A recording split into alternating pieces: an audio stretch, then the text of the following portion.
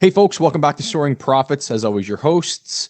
One of the things that we want to talk about today is, again, this saga that has continued with Twitter and Elon Musk. One of the big issues that we're finding out today is that it appears that Twitter is somewhat stifling Elon Musk's ability to post. And James, this kind of goes back to what we've been talking about here recently and the freedom of speech aspects and Elon getting involved with Twitter.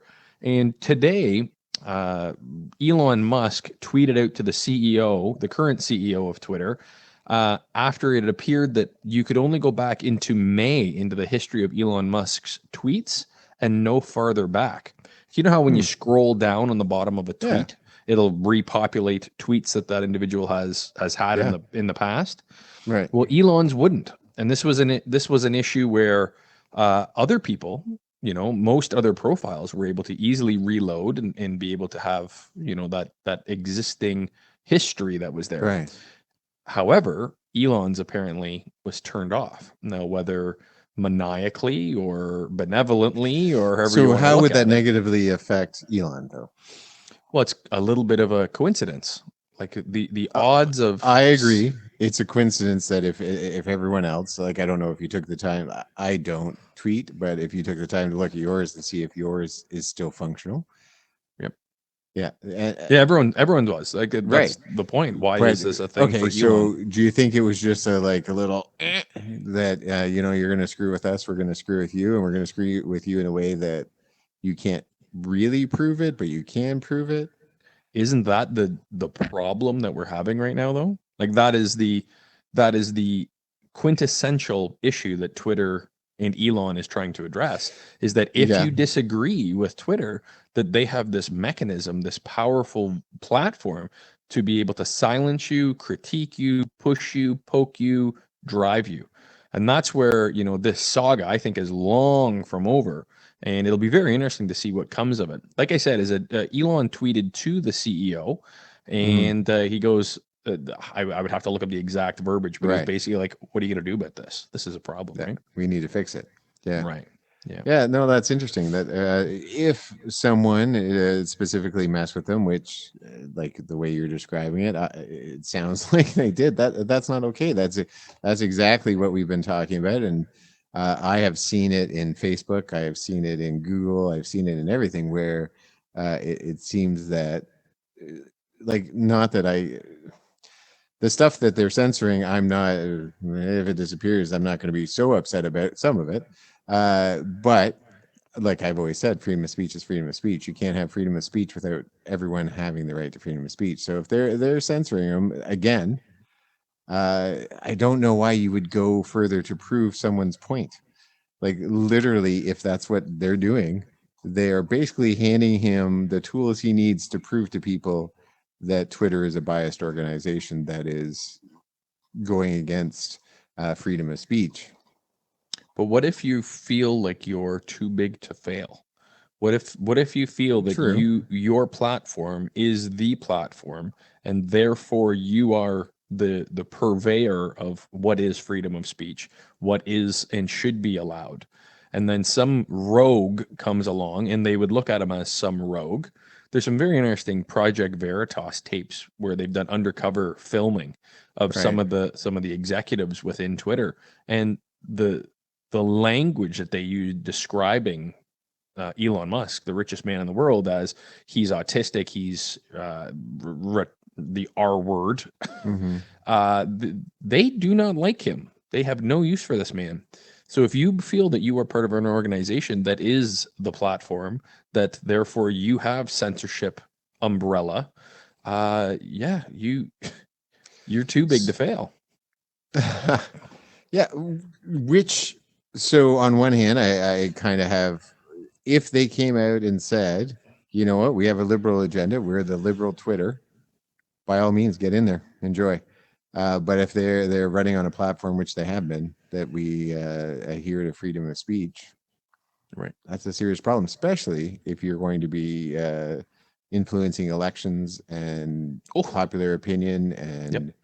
and different things. We really do have I to wonder look how at many that. I wonder how many people over the last, let's say 5 to 7 years Mhm. If they didn't have a Twitter account or weren't listening to the talking heads on the Twitter accounts, would have a very different social understanding, right? If you were to turn off Twitter and turn off the talking heads for the Right. last, I'll say 5 to 7 years, Yeah.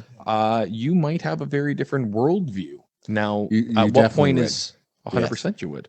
Yeah. Now, what have we loosed, if you will, in our society because of these platforms? And that, to me, is a major problem that has major ramifications. We are in an age of quick information that is not accurate, and that's the scariest part. That we used to. I remember my parents and their parents when the radio or the TV or the local caller who was walking around with the bell. Back in my day. Town crier, The yeah. town crier. That's it. That's what they're called. Would spread the news. You Hear ye, thought that hear was fact. ye. So Yep. then, when we switched to another platform, which is the Twitters and the Facebooks and the Google, we decided You that that sound was like Bill fact as Cosby well. there with the The Twitter Google, and the the Google and Twitter and the... the Google. And so we still see it as fact. And I talk to these people that are really good friends of mine, and they're like, "I saw this. It's so true." And I'm like, "Have you looked anywhere else? Like, you have that one source. Have you looked anywhere else?" But it's the same. Like, it's just it's a scary concept that we have this fast, quick Are you talking about me when you information. talk about your friend? I am talking about you. Always, I'm talking about you. Right. No, we have this fast, quick information, and fast, quick information is good as long as it's accurate. Now, the problem is now they're making up companies to decide whether it's accurate, and if you look into them, they're not necessarily companies that have that expertise to decide what's accurate and what's not. And Oh, so and that's very also a scary thing. politicized. And Yeah. and that makes it worse because if you see underneath something that says that this is accurate information or this is not accurate information, and it's from a biased source, Yep. that's even worse We just went through than that for two and a stopping half freedom of years. speech. For two That's and a half even years. worse, Yeah, way worse. absolutely. And Nope. I know it's happening. And I want everyone to get their information out there, as long as we're not hurting people. Right. So if Have you heard this is anyone today? happening, Have you heard anyone today? hmm. I don't have any hands today, so I can't hurt anybody. So, You don't have any hands. Nothing. He doesn't have any Nothing. hands. Isn't this Nothing. nice that I have hands and he doesn't for a change? Right. Thank God. But no, that's interesting. I wonder what's going to happen in the near future. Like I don't think the Twitter sale's completely off the table yet, although it's on rocky ground, right?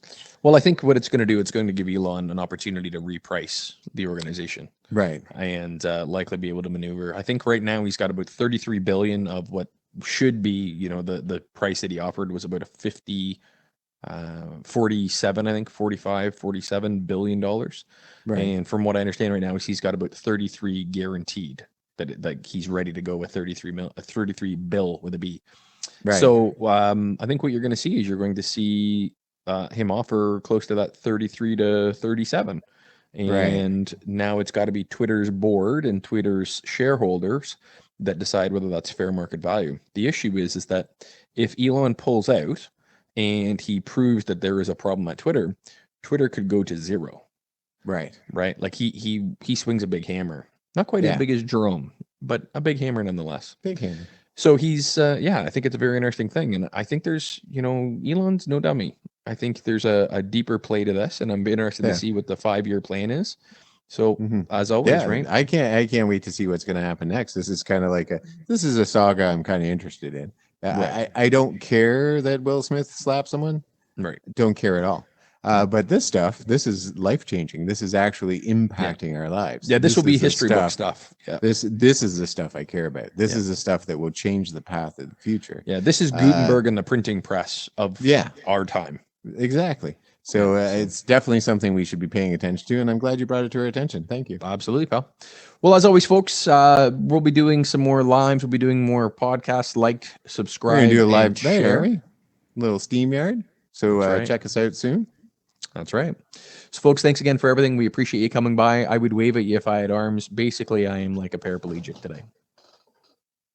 That's a terrible joke. That was a terrible joke. Did my arm look like it was your? Lean in. Can I There. get a little? There, you're waving. Thank There, you. you do this a lot.